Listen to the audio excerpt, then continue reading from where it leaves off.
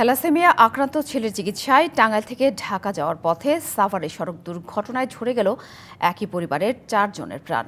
অনাকাঙ্ক্ষিত এ মৃত্যুতে শোকে স্তব্ধ স্বজনরা। 4 খাটিয়া সাজিয়ে রয়েছেন মরদেহের অপেক্ষায়। অ্যাম্বুলেন্সের সিলিন্ডার বিস্ফোরণ, আগুনের সূত্রপাত।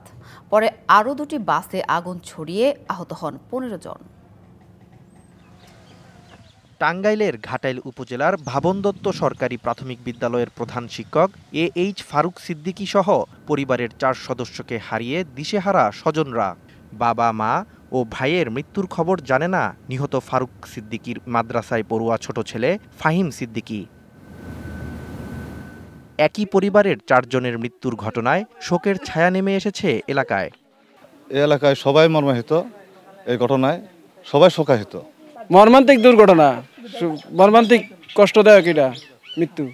প্রায় 3 বছর যাবৎ থ্যালাসেমিয়া রোগে আক্রান্ত বড় ছেলে মহাইমিন সিদ্দিকী ফুয়াদ উন্নত চিকিৎসার জন্য বুধবার রাতে অ্যাম্বুলেন্সে করে যাচ্ছিলেন ঢাকায়। সঙ্গে ছিলেন স্ত্রী সোনিয়া আক্তার ও বড় বোন মাহফুজা আক্তার শিলা।